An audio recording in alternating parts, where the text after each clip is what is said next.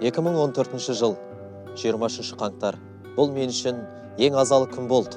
Сырласым болған, мұңдасым болған, қайталанбайтын замандасым болған Фаризашымнан айырылдым. Сол күннің суығы естен кетер емес.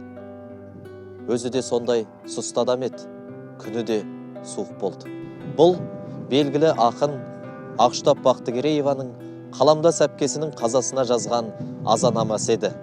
Бүгін біз қазақ поэзиясының патшайымы, өлеңмен өрілген тақсіретті тағдыр иесі Фариза Оңғарсынованың мәңгілік тыныс тапқан мекеніне, Астана қаласындағы ұлттық пантеонға келіп тұрмыз.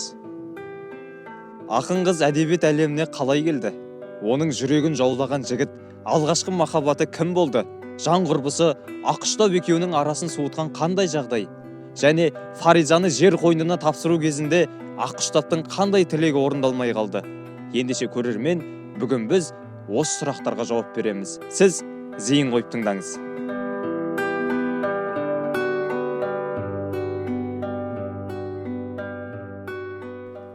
1967 жыл. Алматы. Қазақ әдебиетінің жаңа биікке көтеріліп, дәуірлеп тұрған шағы. Осы кезде ақын жазушылар жалынды жырлары мен әдебиетке жаңа леп әкелді. Мұқағали Мақатаев, Қадыр Мырзалиев, Тұманбай Молдағалиев, Сағи Жиенбаев, Жұмекен Нәжмеденовтердің басылым беттеріне шыққан өлеңдерін халық жата жастана оқитын заман. Сол уақыттағы студент жастардың әрбірінің қойын дәптерінде сүйікті ақындарының суреті мен өлеңдері жүретін еді. Әдеби кештерден бөлек көшелерде, қоғамдық орындарда, тіпті автобустарда ақындардың жырларын жұрт жатқа оқитын. Бір күні Қарақалпақтан келген жас ақын Төлеген Айбергеновтің «Мен саған ғашық едім» деген өлеңдер циклына бүкіл әдеби орта жалт қарады. Іле-шала Гурьевтік ақын қыз Фариза Оңғарсынова Лениншіл жас газетінде «Мен саған ғашық емесем» деген жыр топтамасымен дүйім жұртты дүр сілкіндіреді. Бейне бір Айбергеновке айтылған жауап секілді. Сен үшін сонау алыстардағы елесем, осынша мені арман қып келдің неге сен? Сыртыңнан сүйіп жүретінімді сезуші едің ғой демесең, мен саған ғашық емесем, мен саған ғашық емесем, мен саған ғашық емесем. Осы өлең Қазақ әдебиеті газетінде қызмет істеп жүрген жас ақын қыз Ақштап Бақтыгерееваға да ерекше әсер етеді. Өйткені ол кезде нәзік жандылардың арасынан суырылып шығып, өлеңнің биігіне көтерілген арулар мүлде жоқтығын. Артынша Ақштап газеттің Гурьевтегі тілшісі Фаризаға арнау өлең жазып, көп кешікпей сол газетке жариялайды. Тыныштық іздеп желден, теңізден дауыл тостың, жұрт нәзік қыз дегенмен, жүгіміз ауыр достым деп аяқталатын өлеңнің соңғы шумағы. Ізінше Фаризадан Ақштапқа хат келеді. Алматыға ақындар ортасында жүрген «Сен өте бақыттысың» деген мазмұнда. Өйткені бұл уақытта Фариза үстірт кезіп, құм дала мұнайшылары жайлы мақалалар жазып жүрген еді. Осылайша екі ақын қыз үзбей хат алмасып, тығыз байланыс орнатады. Елдің екі қиырында жүріп ақ жақын құрбыға айналады. Хаттарында күнделікті тұрмыс жайынан бастап, мазалап жүрген көңілдегі ойларын жазады. Өлең туралы, өмір туралы әңгімелесетін.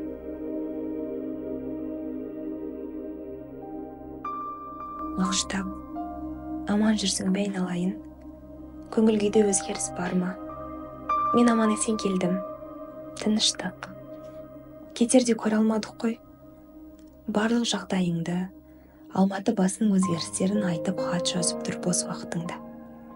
Бұл хатты қысқа, тек адрес білдіру ниетімен жаздым. Ақштап, сен маған өкпелеп жатқан боларсың. Көптен хат жазғаным жоқ. Баяғы бір күйбең тіршілік қой. Рахаты да, қанағаты да жоқтау. Итшілеп жүріп жатыр. Өлең проблемасы қиындап жанды қинап жүр. Әйтеуір бар шынымен айтатыным әйел болып жаратылған адамға творчестволық азапты бастан кешіру ауыр екен. Әлде өзім бездарный біреумін бе, әйтеуір өлең қиналып шығып жүр. Баяғыша жалғыз өзім сопайып жүріп жатыр. Күйеуге тиіп алу керек еді. Құрғырлар ешкім мен үшін әйелдерінен айырылмайды. Әйтпесе бәрінде қойып, тым болмаса бір бала туып алып отбасында отырғымақ кеп жүр. Өлең жазбағалы 10 шақтай болды. Мен әбден құса болып жүрмін. Ең болмаса дұрыстап ақтарылатын тірі жан жоқ. Бәрі меңіреу. Біраз ауырып жүрдім. Декабрьдің 8-нен бастап отпусктемін. Путевка болса Сочи мен Кисловодск жаққа емделіп келу керек болды. Қош, сенің әрқашан жақсы, денің сау жүруіңе тілектес Фариза. Иә, екі ақынның жазу стилі екі басқа болғанымен, жүректерінің мұңы ұқсас еді. Ақұштапты әкесі ер балаша еркелетсе, Фаризаның әкесі де 10 шақты бала сөйлеп, тірі қалған екі-үшеуін еркін өсірген екен. 2 жылдан кейін газеттің редакторы Шерхан Мұртаза Фаризаны Алматыға шақыртты. Гурьевтен мықты ақын қыз шықты деп, әдеби орта шу ете қалды. Оқырманда ол кезде өте сергек болатын. Сонымен Маңғыстаудың күніне күйген, Каспийдің құмды жағалауының ыстығын табанынан жүрегіне дейін өткізген, аптап пен аңызақты жасынан көп көрген Фариза Оңғарсынова Алматыға келді. Қазақ әдебиетінің корифейлері Гурьевті қызды жақсы қарсы алды. Поэзиясын ұнатты. Әбу Ақсақал Сәрсенбаев қоңыр қозым деп маңдайынан сипаса, Шерхан Мұртаза ағалық ақыл кеңесін айтып, Әбіш Кекілбаев болса, әр мақаласына пікір айтты. Тахауи Ақтанов болса, Фаризаның тік мінезіне сүйсініп, юбка киген Махамбет деп арқасынан қақты. Алайда, ақын қызға мақтаулар қаншалықты көп айтылса да, соншалықты сын пікірлер де қардай жауды. Қыз баласының еркін, батыл ойларын әдепсіздікке балап, қазақ поэзиясынан шеттеткісі келгендер де болды. Біреу өлең жолдарында рәзмер сақталмайды. Біреу поэзия емес, қара дүрсін сөздер көп, кей буынның оқуға дем жетпейді деп сынады.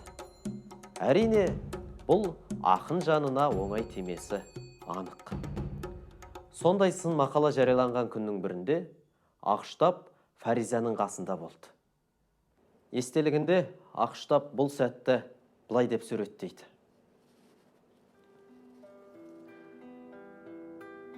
Фариза оқып болды да, түрі өзгеріп, түтеп ашуланды.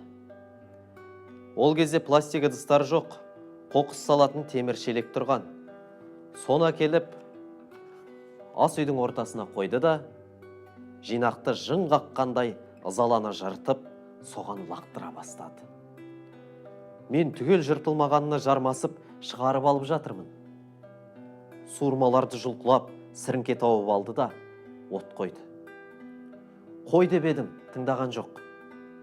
Үй көк түтін, өлең жанып жатыр. Әрине, жүрегім жұлынып, шаншып кетті. Сөзімді тыңдата алмадым, көңілім суып барады. Су құйып отты сөндіріп, үнсіз отырмыз. Мұндай сәтте жалғыз тастап кетуге болмайды. Қалайын десем, ызадан бет қаратпайды. Амал жоқ, қалдым. Әйтсе де, қайсар да өжет Фариза бұл сөздердің ешбіріне мойымай, керісінше қайрала түсті. Сөйтті де, астында 108 нөмірлі қара Волга, қазіргі Достық, бұрынғы Ленин даңғылы бойынан 2 бөлмелі пәтер алып, Қазақстан комсомол комитетінің органы, Қазақстан пионерлері газетінің редакторы Фариза Алматыдағы жазушылар атаулы шулы ортаға тәкең болып еркін еніп кетті. Бұдан кейін қос құрбы көп сырласатын болды. Шақырған жерге, театрға, одақтағы жиналыстарға бірге барады. Кеш қалса, бір үйге қона салады. Әңгімелері мектеп, ауыл, баяғы өткен балалық жайлы болатын. Бала махаббатты еске алынатын. Ақұштап өзін қоя беріп, 30-дан асып бара жатқан Фаризаны жиі алаңдайтын болды. Бір күні Фаризаның көңіл күйі болмады. Көзінде бір мұң бар. Сағыныш, реніші, қайғысы араласқан сезім десек те болады. Екеуі де үнсіз. Сөйтті де Фариза келесі бөлмеден күнделік сияқты қалың блокнотын әкелді. Арасынан мектептің тор көз дәптерінің бір бетіне оралған көне кішкене суретті шығарып, Ақұштаптың алдына тастай салды. Басына сол заманның жігіттері киетін қарапайым құлақшыны бар, қысқа киіммен түскен, орта бойлы, көздері күлімдеген, жүзі жылы, ақсары жас жігіттің фотосы екен. Жаңа емес, біраз ұсталынған көне сурет. Ақұштап бұл сәтті былай деп еске алады. Мен үндегенім жоқ. Суретті қолыма алып, жақынырақ үңіліп қарадым да, қайта орнына қойдым. Фариза тіл аузы байланғандай үн-түнсіз. Қашанғы шыдайын? Ол қайда? Гурьевте ме дедім. Жоқ, деді Фариза жұлып алғандай тіксініп.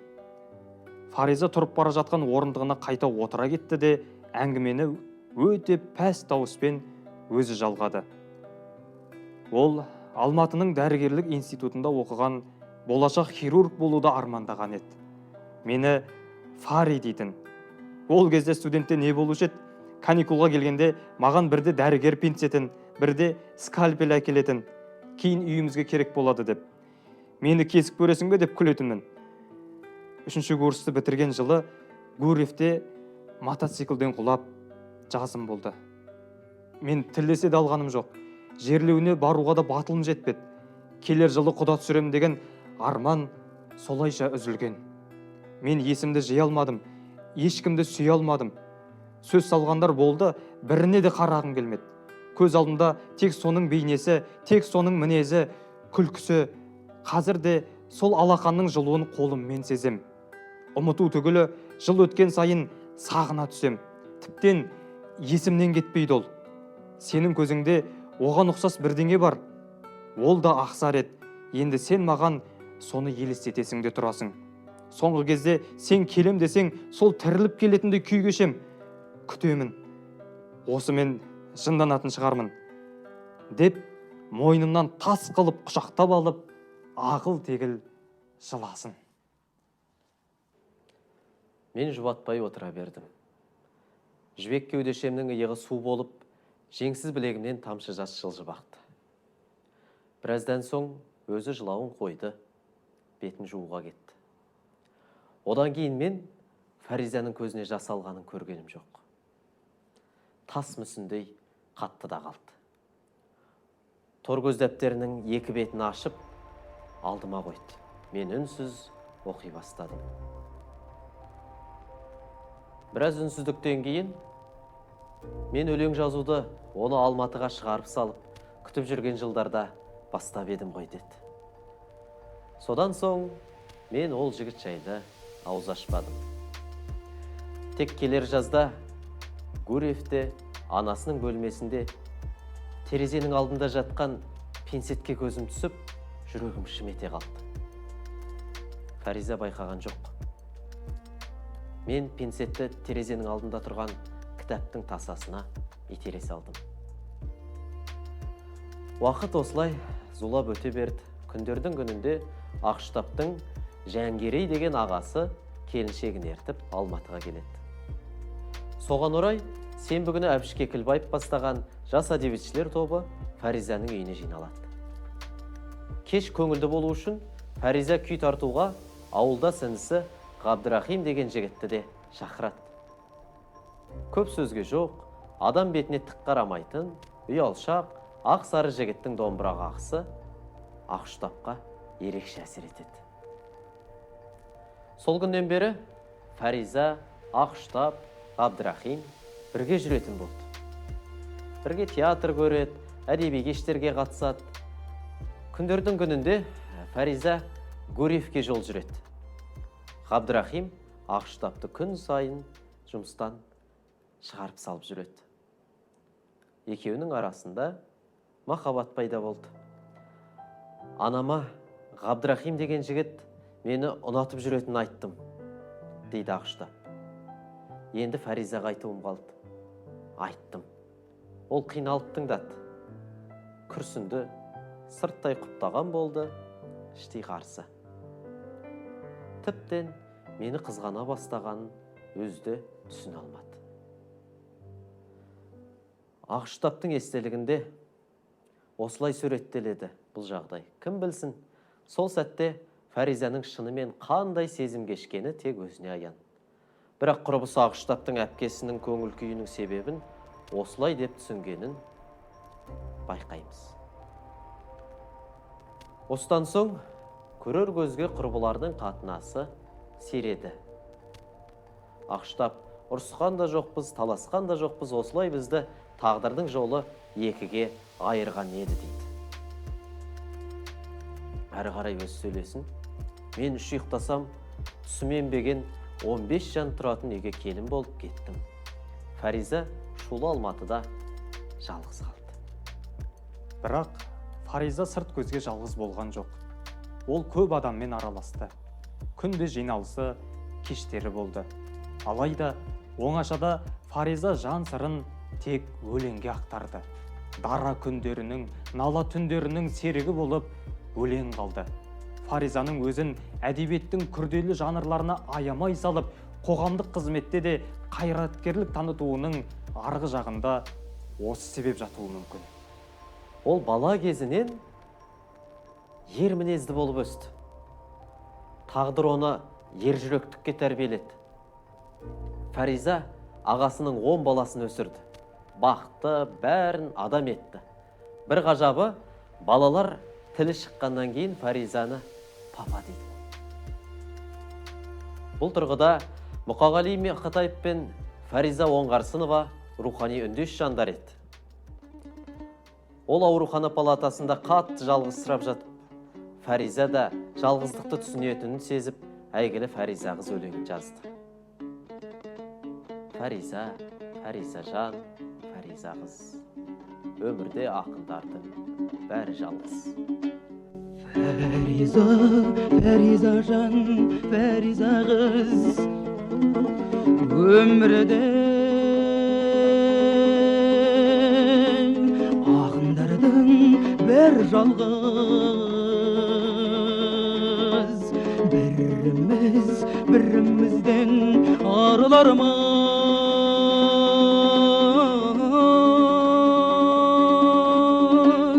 Ақыры шыдай жалығармыз.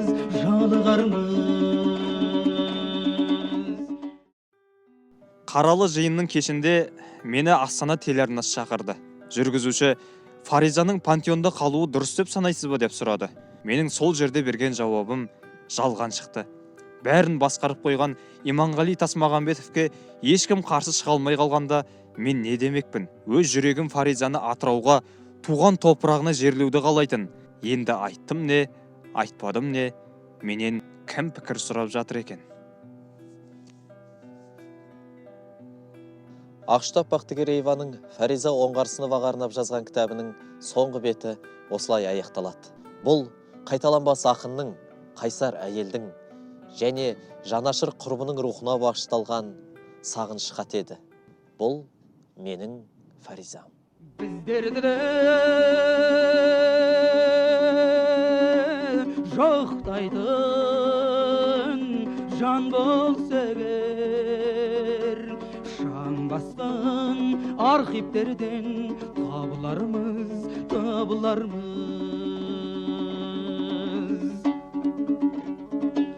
Сен мені білесің бе, жан екем, жаралмаған күресуге, жылай жүріп өтірік күлесіңде.